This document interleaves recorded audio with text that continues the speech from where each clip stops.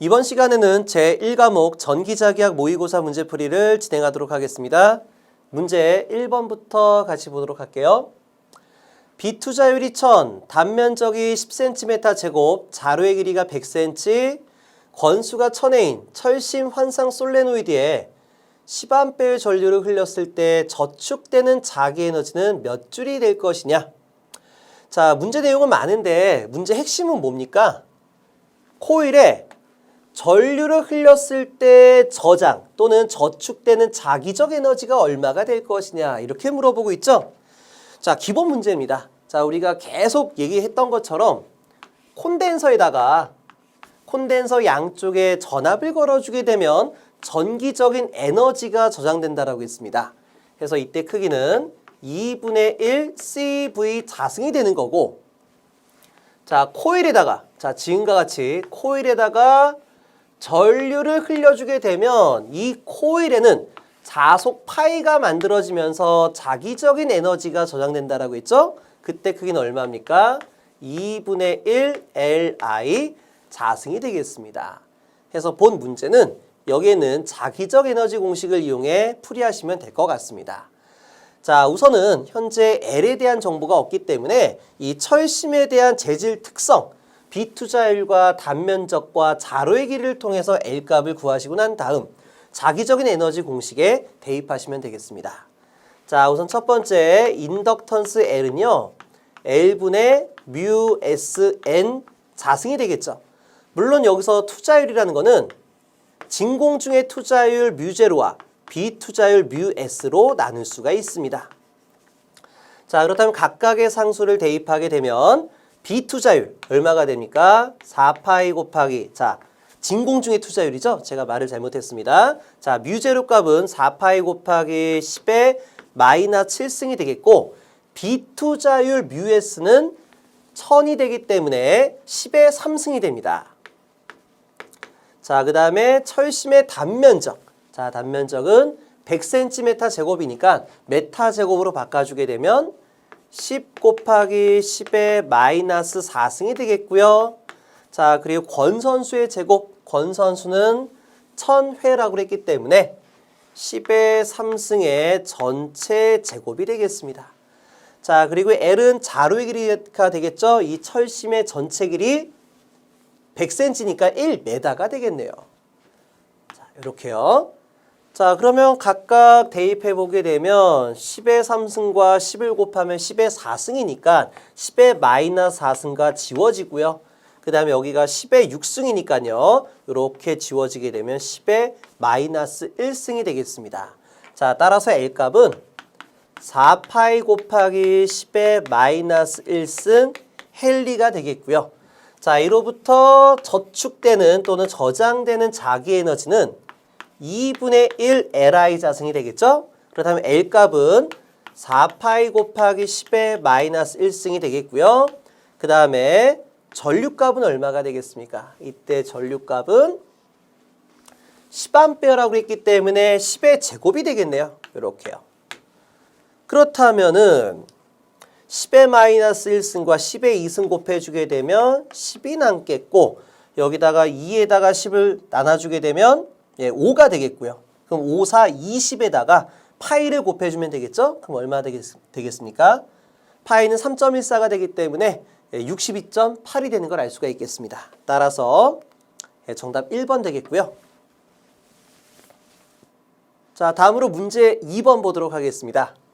동일한 금속 도선에 두 점 간의 온도차를 주고 고온 쪽에서 저온 쪽으로 전류를 흘리면 출열 이외에 도선 속에서 열이 발생하거나 흡수가 일어나는 현상을 지칭하는 것은 어떤 것이냐? 자, 우리가 이 전류, 전기적 에너지와 열 에너지에 대한 관계를 나타낸 걸 우리가 열전 현상이다 라고 불러주고 있죠?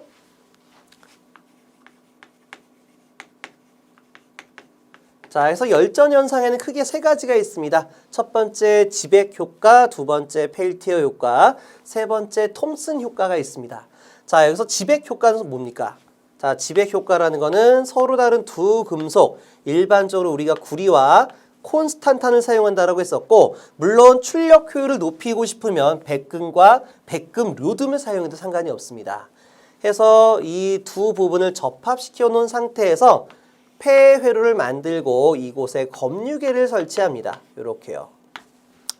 자, 그래서 이 첫 번째 지점에 우리가 냉매에다 집어넣어서 여기를 절대 온도로, 우리가 기준 온도로 0도씨를 잡아주고, 그 다음에 여기는 우리가 열을 측정하고자 하는 개수에다 집어넣는 거예요. 일반적으로 화로 같은 데 넣으면 될 것 같습니다. 해서 여기서 T도라는 온도차가 만들어지게 되면 이 사이에서 열 기전력이 발생해 높은 온도에서 낮은 온도 쪽으로 전류가 흘러가신다 이런 얘기예요. 물론 열 기전력에 의해서 만들어진 전류니까 열전류가 될 것이다 라고 볼 수가 있는 거죠. 해서 이 현상을 우리가 지백 효과다라고 불러주고 있습니다. 해서 서로 다른 두 금속에다가 뭘 줬습니까? 온도차를 준 거죠. 자, 온도차를 줬더니 열 기전력에 의해서 열전류가 흘러가는 현상이다 라고 볼 수가 있어요. 자, 그렇다면 두 번째, 펠티어 효과라는 건 뭐냐? 자, 펠티어 효과는 이 지백 효과의 정확히 반대 개념이에요. 지백 효과는 뭡니까? 서로 다른 두 금속에 온도차를 줬더니 전기적 에너지가 생긴다 이런 얘기죠. 그럼 반대가 되는 게 뭐예요? 서로 다른 두 금속에 전기적 에너지를 가했더니 온도차가 생긴다는 얘기예요. 해서 자, 펠티어 효과는 우리가 동일 금속입니다. 똑같아요. 구리하고 콘스탄탄 서로 다른 두 금속에다가 우리가 전기적 에너지를 인가시키는 거예요. 그랬더니 전류가 들어가는 부분에서 열의 흡수가 발생하고 열이 방출되는 것, 전류가 나가는 곳에서 열 방출 현상, 다시 말해 냉각 효과가 만들어진다 이런 얘기죠. 이것을 우리가 펠티어 효과다라고 보고 있습니다. 뭐 간단히 적어주면 서로 다른 두 금속에 전기를 가했더니 전류를 흘렸더니 열의 발생, 흡열 또는 방열이 발생하더라 라고 볼 수가 있는 겁니다.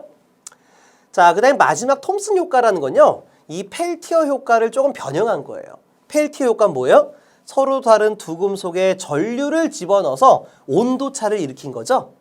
근데 톰슨 효과는 지금 본 문제와 같이 한 개 금속에서 우리가 전류를 흘렸더니 열이 발생하거나 흡수가 일어나는 현상을 말하게 될 것이다 라고 볼 수가 있습니다. 해서 제가 요점 정리할 때 뭐라고 했습니까? 동일 금속 나오면 문제를 읽을 필요가 없어요. 100% 톰슨이 정답이 될 것이다 라고 말했어요. 물론 문제에서 서로 다른 두 금속, 자 이렇게 두 금속이 나오면 지백 효과 또는 펠티어 효과가 나오는데 우리가 온도차를 줘서 전기적 에너지를 얻었을 것이냐 또는 전류를 집어넣어서 온도차를 얻을 것이냐 그거에 따라서 달라진다라고 했습니다. 자, 헷갈리지 않게끔 여러분들이 정리를 하시도록 하고요. 자, 뭐 볼타 효과는 뭐 다른 내용이죠. 자, 해서 정답 2번 되고요.